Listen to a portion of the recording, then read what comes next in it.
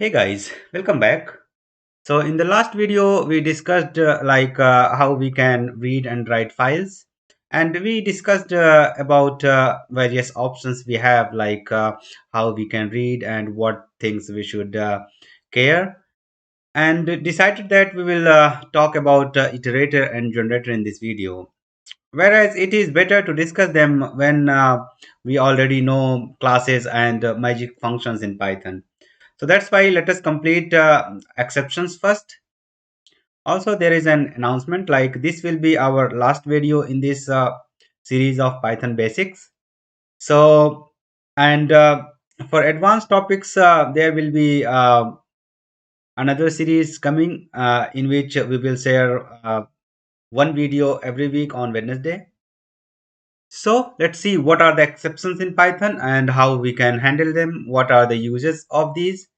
First of all, we need to understand what are exceptions. So Python programs fails or terminates its executions as soon as it encounters an error. Okay, so an error could be two types. One could be syntax error, and one could be another could be exceptions. Okay, so let us see what is syntax error. For example, if I am writing a print hello world, but my by mistake I added extra uh, parenthesis there.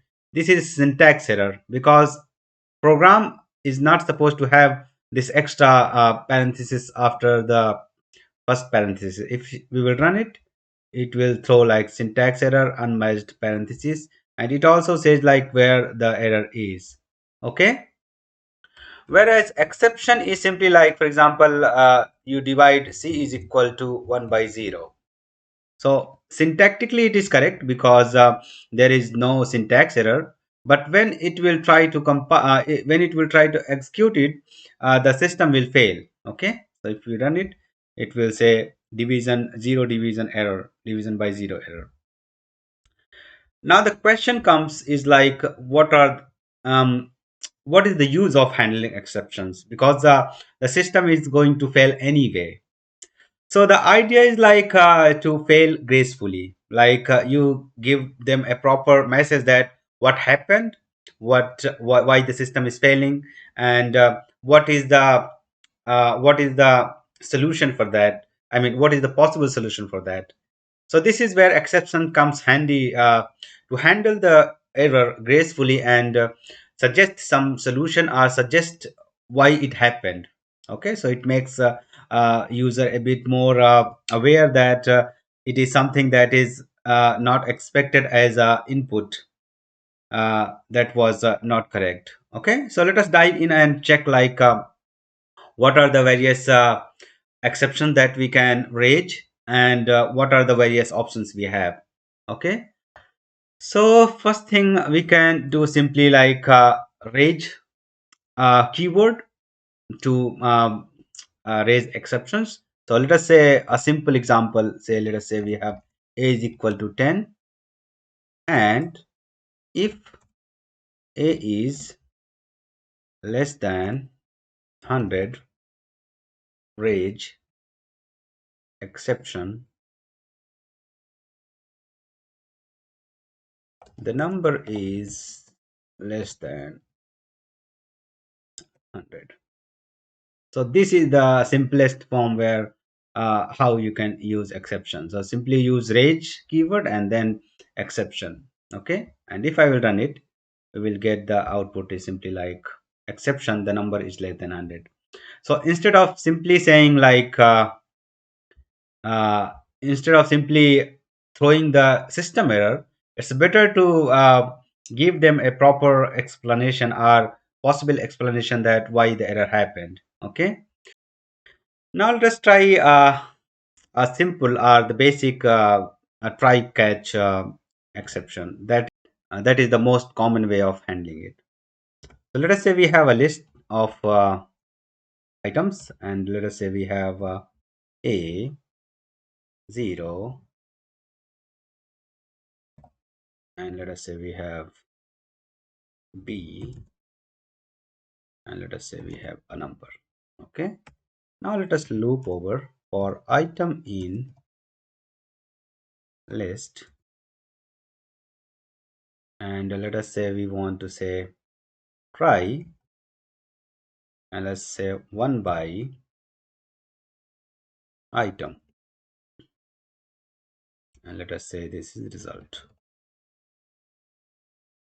Okay, and it try needs a accept block, and we will simply say accept and simply say print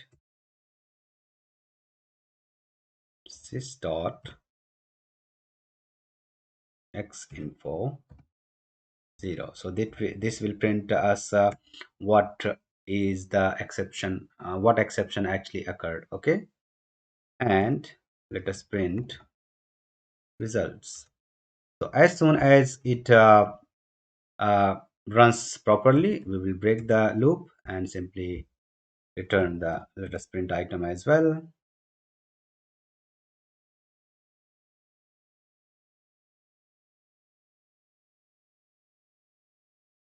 Okay, and let us try to run and see it. So you see here, so we are trying to access each item and then try to divide one by and see like if it is successful, then it will go out and print results. Otherwise it will simply accept some error here. Okay, so let us run and see it. So it says this is item A, then class type error, and then this says the item is 0, the class 0 division by error, and then the item is B type error, and then the item is 1. Then when we have this output 1.0. Okay, so you see like what happened here. So for each and every case when it was failing, it was continuing because there was exception and the break was not executed. Okay, so this is the simplest form of try and accept block. Okay, and let us see one more thing, like if we have this result, for example, if we don't see anything which successfully executed this block, then what happens? So let us say we have this as a another num another character. Okay, then what happens? So now it will never complete this particular code because it will always fail this particular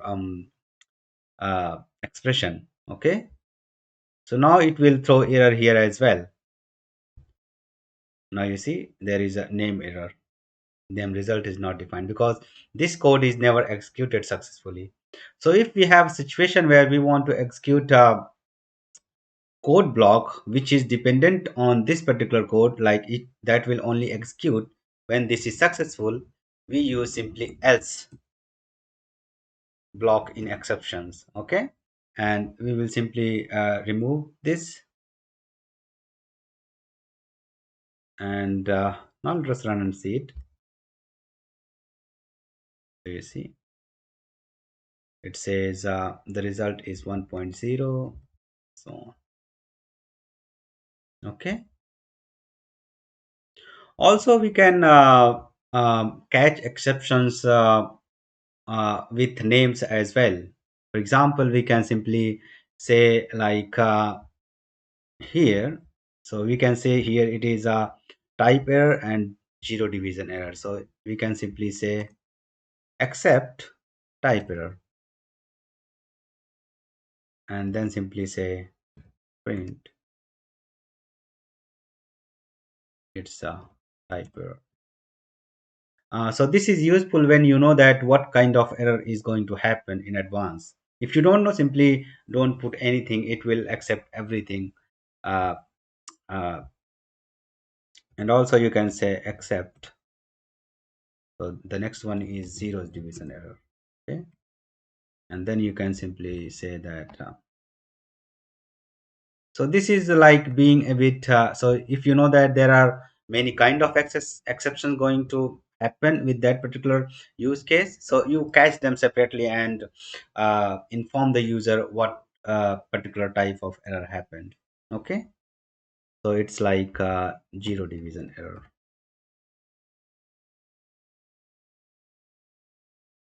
So So now it will it in first case when there is a type error, it will go in this part, and when there is a zero division error, it will go in this part. Okay, let us run and see it. So you see here, so when there is a type error, it says it's type error and then print the class. And when there is a zero division error, it says like zero division error, it's zero division error, it's type error. And then when it executes correctly, it results the output. Okay. And there is one more thing that we need to see with exceptions is the finally block. So finally block is simply like that will execute no matter what happens, whether it was successful or unsuccessful and so on.